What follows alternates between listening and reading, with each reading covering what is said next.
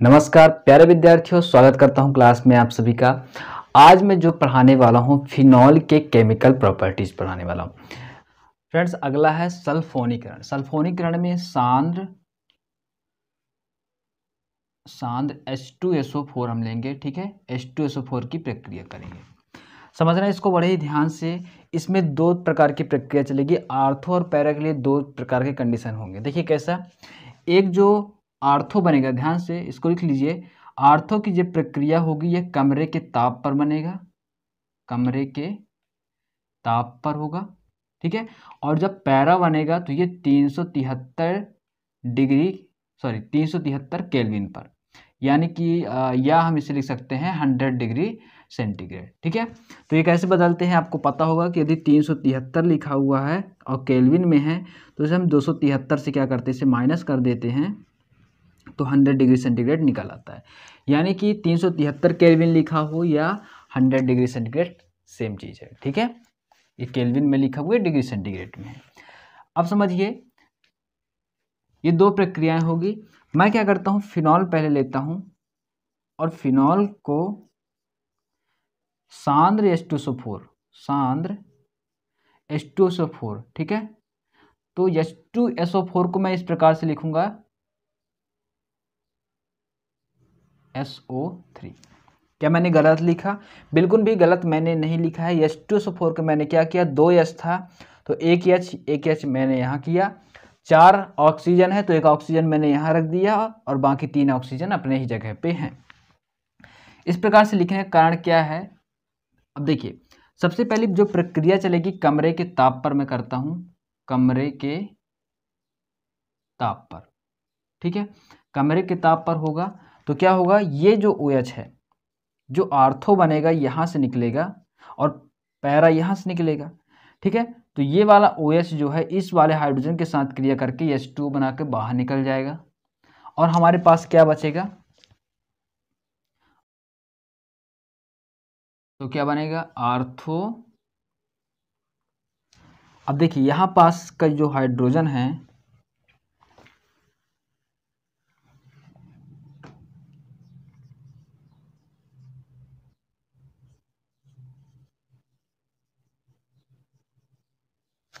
देखिए यहाँ पास का जो हाइड्रोजन है इस वाले OH के साथ क्रिया करके बाहर निकल जाएगा। H2O हमने निकाल दिया। हमारे के पास क्या बचा, ये वाला बॉन्ड बचा और ये वाले हाइड्रोजन के साथ कनेक्ट हो जाएगा। तो इस वाले हाइड्रोजन के साथ कनेक्ट हुआ और ये SO3 बन जाएगा, ठीक है। तो इसको बोलेंगे आर्थोफिनॉल, फिनॉल सल्फोनिक अम्ल, ठीक है। आर्थोफिनॉल सल्फोनिक अम्ल बोलेंगे इसको।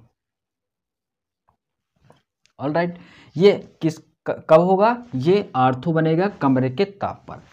अब इसी प्रक्रिया को हम यदि आगे करें, ठीक है, पहले आप इसका एक स्क्रीनशॉट लें फिर मैं आगे बताता हूं।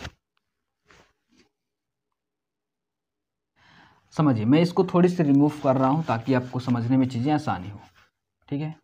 ये कमरे के ताप पर हुआ। अब यहां से मैं एक और तीर का निशान खींच देता हूं।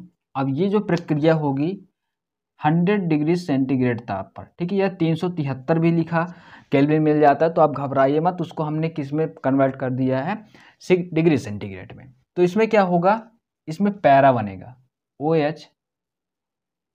पैरा समूह कहाँ जाता है, ये नीचे जाता है तो OH यहाँ जुड़ जाएगा, सॉरी HSO3 यहाँ जुड़ जाएगा। तो इसका जो नाम हो जाएगा पैराफिनॉल सल्फोनिक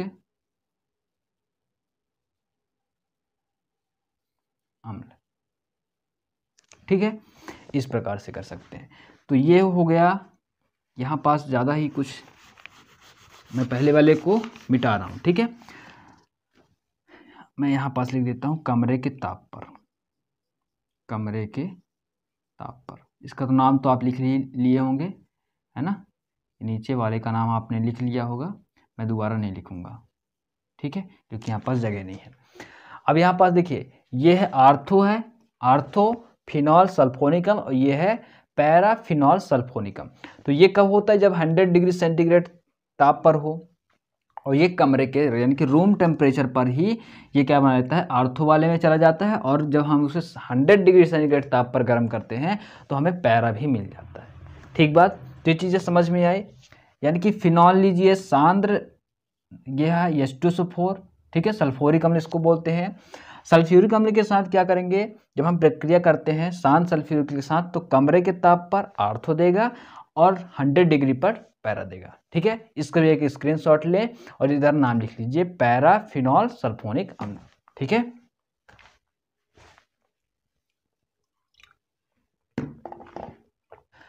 फ्रेंड्स अगला जो है हैलोजनीकरण। हैलोजनीकरण में क्या है, हम जैसे हैलोजनीकरण क्या होता है, जैसे कि यक्स मतलब हैलोजन, इसको हम क्लोरीन, ब्रोमीन, आयोडीन, इसको हम क्या बोलते हैं, इसको हम क्या बोलते हैं, क्लोरीन, ब्रोमीन, आयोडीन को हैलोजन बोलते हैं। इसमें हम ब्रोमीन लेते हैं। अब देखिए इसमें जब हम ब्रोमीन लेंगे तो ये पिक्रिक अम्ल जैसे बने था वैसे ही बनेगा, लेकिन इसमें हम यदि CH2 कोई कार्बनिक यौगिक मिला देते हैं तो उसकी प्रक्रिया कैसे हो जाती है, आर्थो और पैरा फॉर्म में बदल जाती है। ध्यान से समझना, कंफ्यूज मत होना।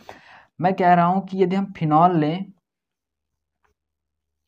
और ब्रोमीन, देखिए पहली प्रक्रिया होगी इसकी, ठीक है, यदि हम ब्रोमीन लें और इसकी क्रिया कराएं तो ये पिक्रिक अम्ल की तरह क्या करेगा, ये एक यहाँ, ठीक है, एक यहाँ और एक यहाँ, मतलब यहाँ पास के है, यहाँ और यहाँ, एक हाइड्रोजन यहाँ होगा, एक हाइड्रोजन यहाँ होगा, एक हाइड्रोजन यहाँ होगा।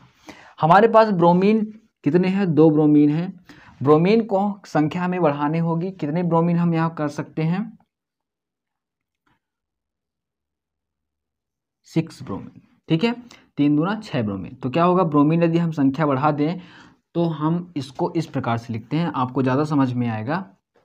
मैं क्या करता हूँ, यहाँ पास एक ब्रोमीन यहाँ लिख देता हूँ, 2 ब्रोमीन यहाँ, ठीक है, Br2 यहाँ लिख देता हूँ और एक Br2 यहाँ लिख देता हूँ। ठीक है, अब देखना यहाँ पास HBr और HBr, कितने HBr निकले, 3 HBr, तो 3 HBr यहाँ मैंने निकाल दिया। अपने पास क्या बचेगा, ये ब्रोमीन बचा, ये ब्रोमीन यहाँ आ गया, ये ब्रोमीन इसमें जुड़ जाएगा, मतलब ये चीज़ है। ठीक है, ये फिनॉल को मैंने यहाँ पास लिख दिया है, ये ब्रोमीन इसके साथ जुड़ गया और इसका HBr निकला तो ये ब्रोमीन बचा, ये ब्रोमीन यहाँ पास आ गया। अब नंबरिंग करें, 1 2 3 4 5 6, तो दूसरे नंबर पर जुड़ा है ब्रोमीन, चौथे नंबर पर है और छठवें नंबर पर है। सभी को कॉमा लगाएंगे, फिर डैश लगाएंगे। अब क्या जुड़ा है, वहाँ पास तो नाइट्रो जुड़ा था, यहाँ पास क्या जुड़ा, अपने ब्रोमो जुड़ा। ठीक है, इसको हम क्या बोलेंगे, ब्रोमो। किसके साथ जुड़ा हुआ है, बेंजीन के साथ कि फिनॉल के साथ, तो फिनॉल के साथ जुड़ा हुआ है। ठीक है, OH समूह है तो इसको हम बोलेंगे फिनॉल। ठीक बात, तो 2 4 6 ब्रोमोफिनॉल। ये हो गया कब, जब ब्रोमीन के साथ, नॉर्मल ब्रोमीन के साथ क्रिया करता है। ठीक है, जब नॉर्मल ब्रोमीन के साथ क्रिया कर रहा हो तो इस प्रकार की प्रक्रियाएं देता है। अभी आर्थो और पैरा बिल्कुल भी नहीं दिया हुआ है। अब आर्थो पैरा कब देगा उसको भी देख लेते हैं, पहले इसके स्क्रीनशॉट लें। ठीक है, इसमें एक चीज़ और देखने वाली बात है, यदि आप इसको इस प्रकार से एक नॉर्मल फॉर्म में लिखना चाहते हैं तो इस प्रकार से लिख लीजिए। बहुत ज़्यादा इसको आप वो नहीं करना चाहते तो आप ऐसे ही लिख सकते हैं। ठीक है, ये फिनॉल हो गया और यहाँ पर लिख लीजिए 3Br2। ठीक है, इससे भी काम आपका चल जाएगा। तो इस प्रकार से जो मैंने लिख दिया था चारों तरफ आपको समझाने के लिए लिख दिया था, आप ऐसे भी लिख सकते हैं, इससे कोई फर्क नहीं पड़ेगा। ठीक है, तो ये है। अब आगे बढ़ेंगे। यदि फिनॉल में हम जब ब्रोमीन की क्रिया कराते हैं, यानी कि Br2 तो लें, इसके साथ ही हम या और क्या ले लेते हैं हम, CH2। ठीक है, कार्बन सल्फाइड ले लेते हैं, तो इससे क्या होगा, आर्थो और पैरा 2 चीज़ें हमें मिलेगी। ठीक है, आर्थो ब्रोमोफिनॉल, ठीक है, और एक दूसरा बनेगा पैरा। पैरा फॉर्म कहाँ जुड़ता है, पैरा कहाँ हमें मिलता है, नीचे। ठीक है, तो ये ब्रोमीन हो गया, तो पैरा ब्रोमो फिनॉल। ठीक है, बेंजीन मत लिख देना।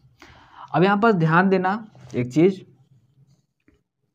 यहाँ पास ध्यान देने योग्य बात यह है कि जब हम केवल ब्रोमीन लिए थे तो वो पिक्रिक अम्ल की तरह प्रक्रिया कर रहा था, लेकिन इसमें हमने जैसे CH2 मिलाया, यानी कि कम ध्रुवता वाले विलायक होते हैं, ये कार्बनिक विलायक होते हैं, यदि हम इसमें मिला देते हैं इस चीज़ को तो हमें क्या मिलता है, आर्थो भी मिलता है और पैरा भी मिलता है। ठीक बात। तो ये प्रक्रियाएँ सभी थी जो आज हमने आपको बताया, ये काफ़ी इंपॉर्टेंट है। अब चलिए हम एक लास्ट पर पढ़ेंगे। फिर प्यारे विद्यार्थियों, अब जो मैं आपको बताने वाला हूँ फ्रीडल क्राफ्ट अभिक्रिया, तो ये काफ़ी महत्वपूर्ण प्रश्न है, वेरी वेरी वेरी इंपॉर्टेंट। ठीक है, एग्जाम के लिए। फ्रीडल क्राफ्ट अभिक्रिया, फ्रीडल क्राफ्ट अभिक्रिया क्या है समझते हैं। जैसे कि हम फिनॉल लेते हैं, फिनॉल की जो क्रिया है हम CH3Cl के साथ कराते हैं, और यह जो होता है AlCl3 की, ये निर्जल। ठीक है, जब हम फिनॉल को CH3Cl के साथ क्रिया कराते हैं, किसकी उपस्थिति में, AlCl3 की उपस्थिति में। ठीक है, निर्जल AlCl3 की उपस्थिति में कराते हैं, तो ये क्या निकालेगा, आर्थो, एक पैरा निकालेगा। तो यहाँ पास देखिए क्या बन जाता है, ये वाले जो Cl है इस वाले हाइड्रोजन के साथ क्रिया करके HCl बना लेता है। यहाँ पास हम 2 बार लेंगे इस प्रक्रिया को, फिर यहाँ पास लेंगे तो ये Cl फिर निकल जाता है इसके साथ क्रिया करके, तो हमारे पास क्या बचता है, CH3, इसको बोलेंगे आर्थोक्रिसॉल।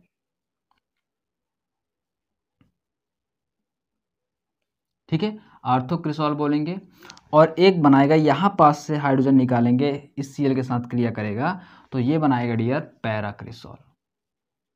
ठीक है, CH3 ये बनाएगा पैराक्रिसॉल। देखिए, यदि हम ClCH3 को इस प्रकार लिख दें, ClCH3 को हम इस प्रकार लिख देते हैं। ठीक है, 2 बार हमने लिख दिया। अब क्या करेंगे, इसको, ये जो H है इस Cl के साथ क्रिया करके बाहर निकल गया। ठीक बात, और ये HCl यहाँ से निकल गया, तो यहाँ पास हम लिख देते हैं 2Cl, 2 HCl लिख दिए। ठीक है, तो ये बनाएगा आर्थोक्रिसॉल या पैराक्रिसॉल। ठीक है, 2 चीज़ें बनाते हैं, आर्थोक्रिसॉल और पैराक्रिसॉल। तो ये काफ़ी इंपॉर्टेंट है, फ्रीडल क्राफ्ट अभिक्रिया, ये काफ़ी बार आपको एग्जाम में देखने को मिल जाएगा। ठीक है, तो इस चीज़ को अच्छे से पढ़ें। आज हमने जितने भी रासायनिक समीकरण पढ़े हैं उनको एक बार फिर से आप दोहराइएगा और चीज़ों को समझने का प्रयास करें। ठीक है, यदि जहाँ भी समझ में नहीं आता तो हमें कमेंट सेक्शन पर ज़रूर बताइएगा, और इस वीडियो को अधिक से अधिक दूसरे फ्रेंड तक जरूर शेयर करें। मिलते हैं अगले क्लास में कुछ नए टॉपिक के साथ, तब तक को इनको पढ़िए, समझिए। जय हिंद।